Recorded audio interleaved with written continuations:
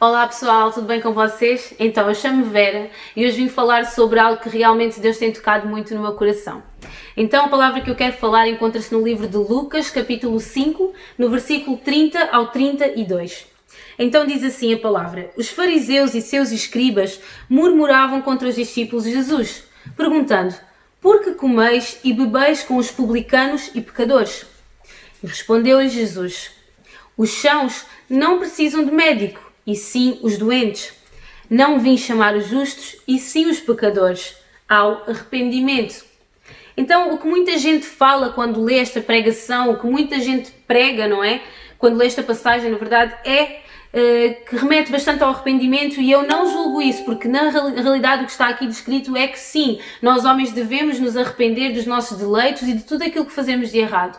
Mas hoje não é isso que eu realmente quero realçar nesta passagem, mas é uma pergunta básica que acho que tem estado muito presente na nossa geração, mas não é muito falada, que é: o que é que nos tem feito desistir do arrependimento? O que é que nos tem feito desistir do processo do arrependimento?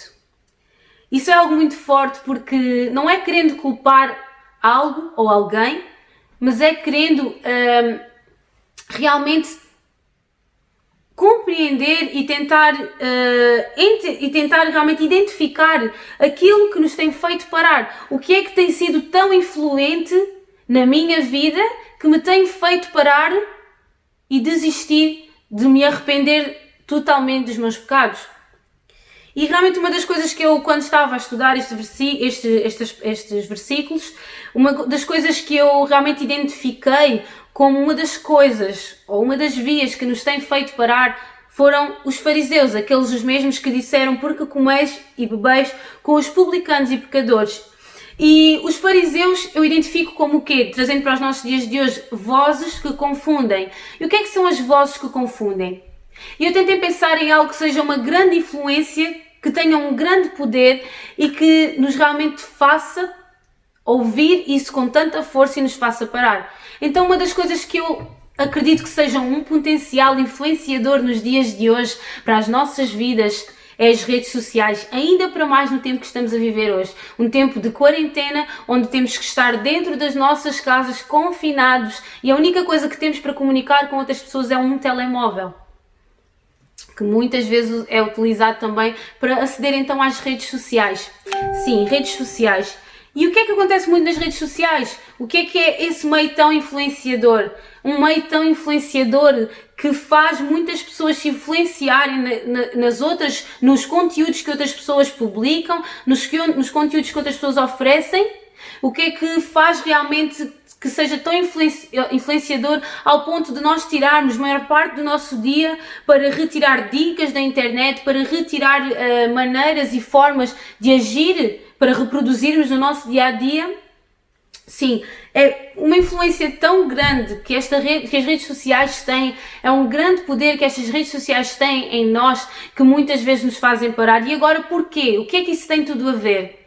Então a realidade é que as redes sociais servem como influência não só para os cozinhados, não só para reproduzirmos penteados e maquilhagem, ou seja lá o que for, ou para ver vídeos, mas é também muitas vezes um meio de evangelização. E o que é que tem acontecido muitas vezes no meio de evangelização?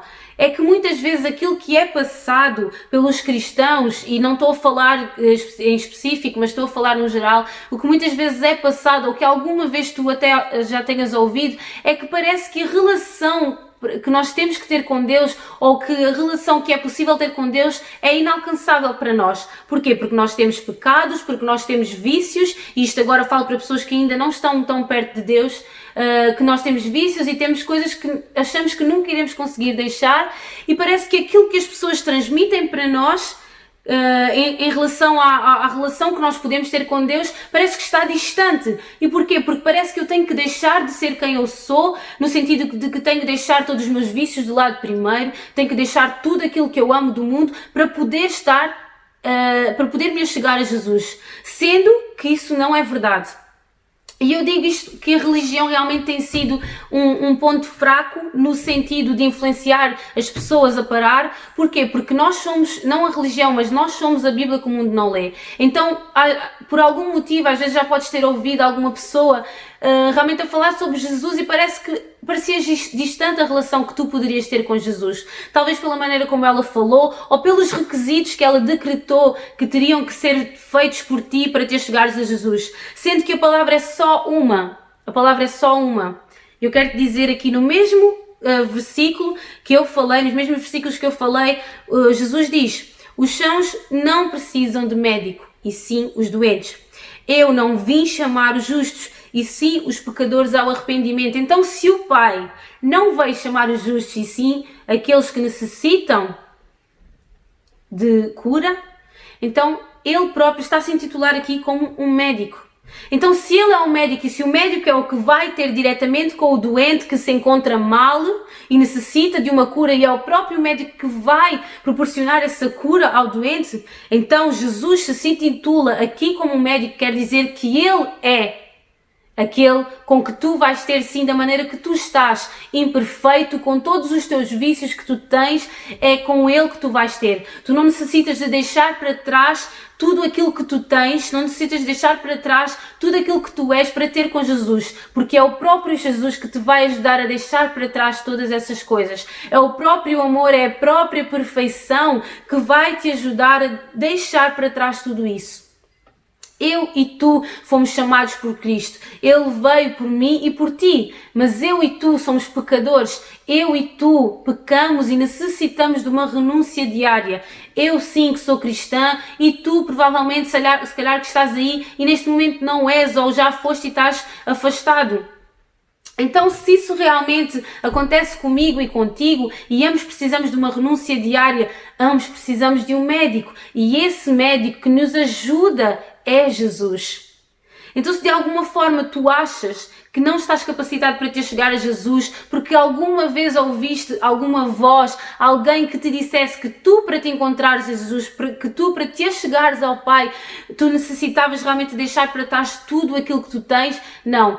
Tu tens que ir da maneira que tu estás, porque o próprio médico, que é Jesus, vai te ajudar a deixar para trás tudo aquilo que tu tens para viver o novo de Deus, para viver a perfeição de Deus, porque Jesus, Ele é a própria perfeição. E quando tu dás lugar a Jesus na tua vida, quando tu permites que o médico entre na ferida e cure e cousa e tire tudo aquilo que não pertence, tu permites que a própria perfeição, que é Jesus, entre em ti e faça tudo novo e suscite aquilo que há de melhor em ti. Sim, porque tu és bom.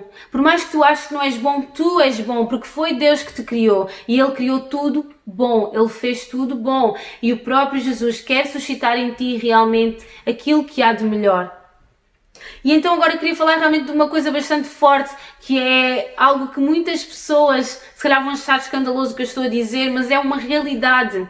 Às vezes aquelas pessoas que são intituladas como más, e agora vou ser mesmo extremista ao falar sobre isto, que é, por exemplo, todos os suicidas, as pessoas que matam, as pessoas que roubam, as pessoas que de alguma maneira burlam, são pessoas consideradas pela sociedade dispensáveis. Porquê? Porque não contribuem para nós de nenhuma das maneiras, não é? Então, essas pessoas pela sociedade supostamente são consideradas dispensáveis. Elas não necessitam de estar aqui porque elas pura e simplesmente não contribuem para nada, mas só prejudicam. Mas eu quero te dizer uma coisa. Jesus ama essas pessoas. Jesus ama o suicida. Jesus ama mesmo quando ele mata, quando ele rouba, quando ele faz qualquer outra coisa, quando ele agride, quando ele bate na mulher, e peço perdão por estar a falar sobre isto, mas é uma realidade. Jesus ama essas pessoas, porque Jesus ama quem nós somos, mas não ama o que nós fazemos. Porque Ele é o nosso Criador e é impossível a criação, o Criador não amar a criação. Então Ele ama sim todas as pessoas que são intituladas como más pela sociedade, pelos seus atos. E eu quero te dizer, Gênesis 1:27, Deus criou então o ser humano à sua imagem e semelhança. Deus ama-te porque Ele criou todo o ser humano. Ele criou também todas essas pessoas que hoje são consideradas más. Ele criou-as e Ele ama-as porque Ele é o Criador delas. Mas infelizmente elas escolheram o caminho errado, elas escolheram ir pelo caminho da malícia, pelo caminho que lhes levava para o fundo do poço, e aí elas viram-se obrigadas, se calhar, a fazer esse tipo de coisas que não são as melhores. Ou se calhar foi mesmo elas próprias escolheram fazer isso.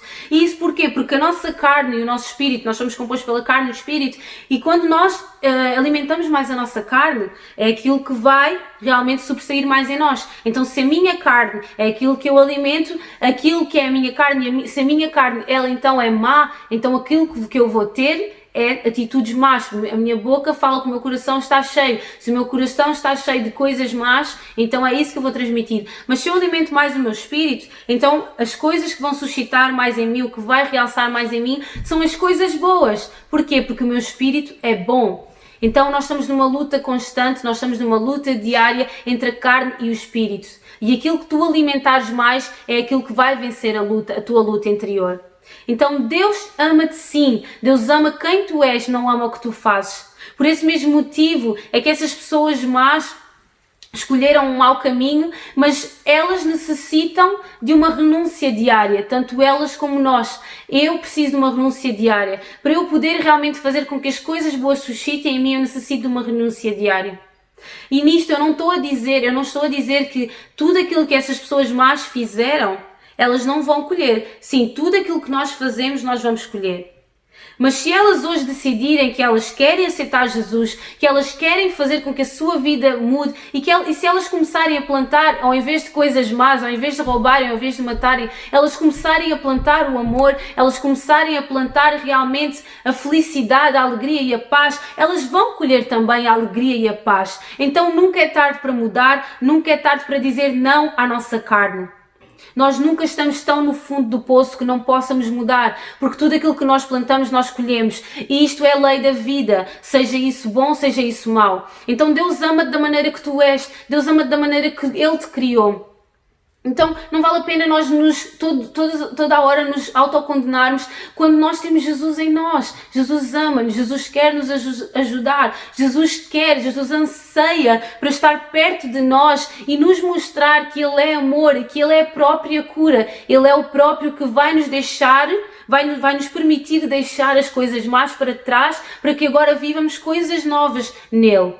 Só que é necessário nós realmente termos uma renúncia diária da nossa carne para que o Pai se faça presente em nós. Então realmente eu sinto mesmo forte falar isto. Não pares na caminhada por aquilo que os outros dizem, por aquilo que os outros acham e dizem que tu não vais ser capaz, ou então dizem que tu tens que ser perfeito, ou então dizem que tu já estás tão no fundo do poço que já não há solução para ti. É mentira.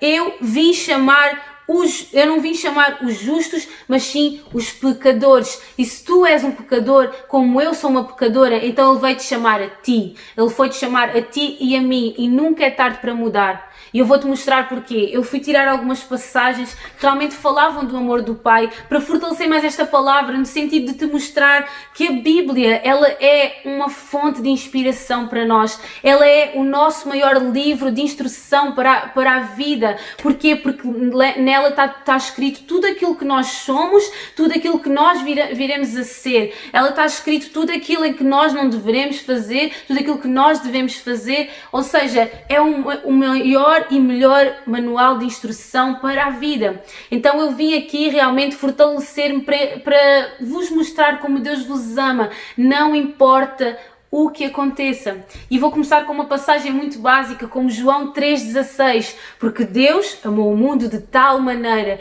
que entregou o seu único Filho para todo aquele que nele crê não pereça, mas tenha a vida eterna.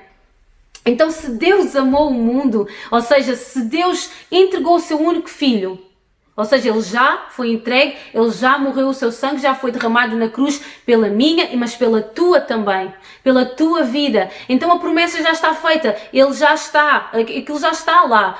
O sangue já foi derramado, pelos nossos pecados.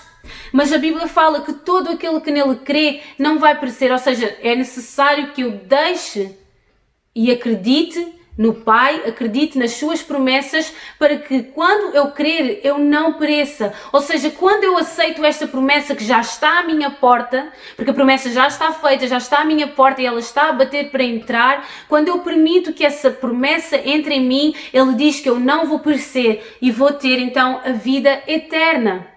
Então, se eu vou ter a vida eterna, porque é que eu estou à espera de, sei lá, pensar que os outros, esperar que os outros me aceitem, esperar que os outros achem que eu estou preparado? Não! O próprio Jesus diz que quando eu aceito, eu já sou salvo. Quando eu aceito praticar a renúncia dele todos os dias da minha vida, eu serei salvo. Porquê? Porque é uma luta constante e diária, juntamente com o Pai, onde ele vê o teu sacrifício para estar perto dele. Então não há necessidade de que tu esperes a aceitação das pessoas, porque elas nunca te darão a verdadeira paz. A única e verdadeira paz é encontrada em Jesus, e esse Jesus é o próprio médico que quer que tu vás como tu estás, com todos os vícios e da maneira que tu estás, para que ele possa realmente trazer a sua glória em ti, para que tu sejas testemunho da sua glória. Então, passando João 3,16, ele depois, eu fui aqui a Isaías 49,15.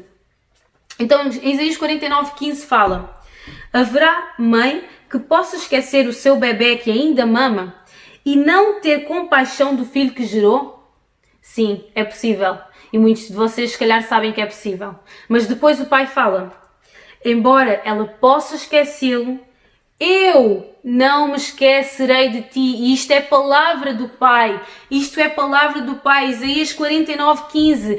Eu não me esquecerei de ti. Por mais que o teu pai ou a tua mãe carnal te tenham abandonado, seja à nascença ou seja quando tu eras adolescente ou jovem, o Pai vem dizendo que Ele não se esquecerá de ti. Ele não se esquecerá do Filho, da criação que Ele criou com tanto amor. O Pai ama-te e Ele nunca se esquecerá de ti. Isaías 49,15 é promessa do Pai. Ele não tira, Ele não acrescenta nenhum ponto final, nenhuma vírgula às suas promessas. Ele é o único e quando Ele promete, Ele cumpre, pois Ele não é filho do homem para que minta. Ok? E depois em Romanos 3, 23 ao 24... ele também diz algo muito interessante, onde ele diz: pois todos pecaram e carecem da glória de Deus, sendo justificados gratuitamente por sua graça, mediante a redenção que há em Cristo. Ou seja, nós gratuitamente fomos justificados por aquilo que Jesus fez por nós na cruz. Ele pagou o preço gratuitamente por nós, ou seja, já está pago, não é necessário que eu me entregue e me esfregue ao chão para que Jesus venha a mim, não, porque Ele espera, Ele já está à minha espera, Ele já está à minha espera como um médico, com todas as ferramentas disponíveis para me curar, com todas as ferramentas disponíveis para trazer a solução ao meu coração.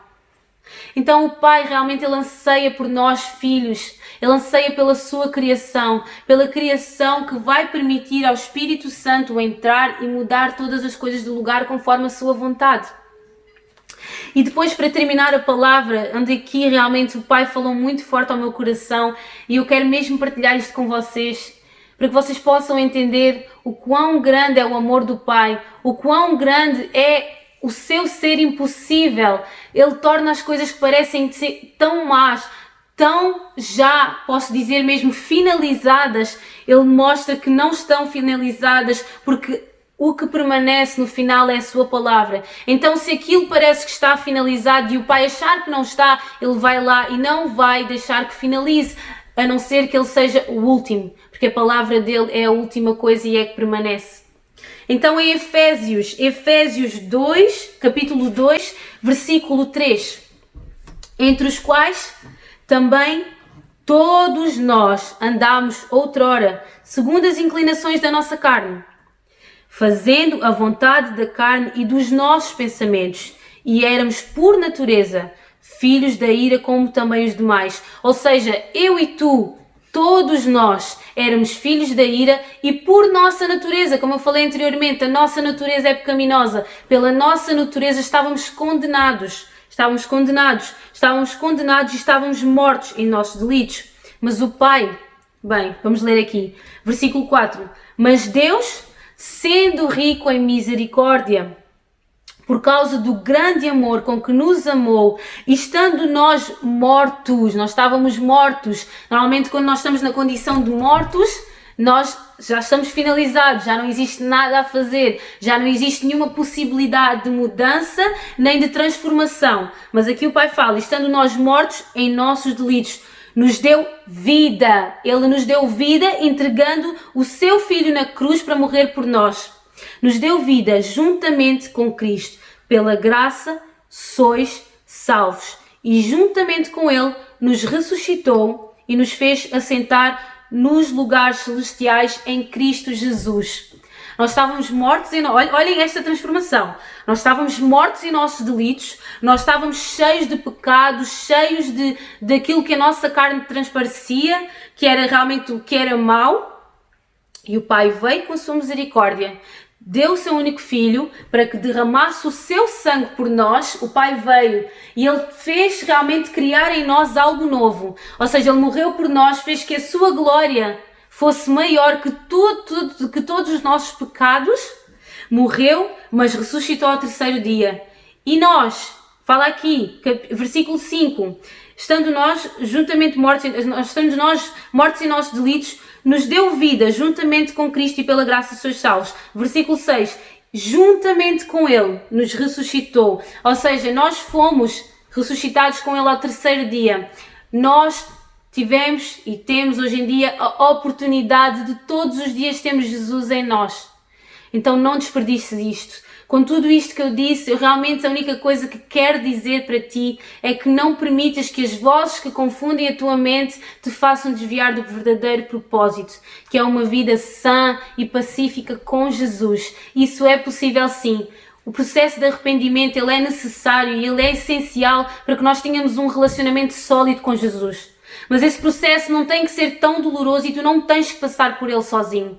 Jesus é o verdadeiro médico e ele já se intitulou como tal em Lucas 5:30 do versículo 30 ao 32. Ele já se intitulou como médico e ele quer sim ser aquele que cura e que lava e que limpa todos os teus pecados. Então não passes por isso sozinho, não desistas do caminho sem necessidade, sendo que tens o Espírito Santo que geme por ti 24 horas com gemidos inexprimíveis. Então esta é a minha palavra para vocês hoje, espero que realmente sirva de consolo, sirva de transformação para as vossas vidas. Queria dizer também que vos amo muito e que espero ansiosamente por encontrar todos vocês para vos dar um grande abraço. Então que Deus vos abençoe, irmãos.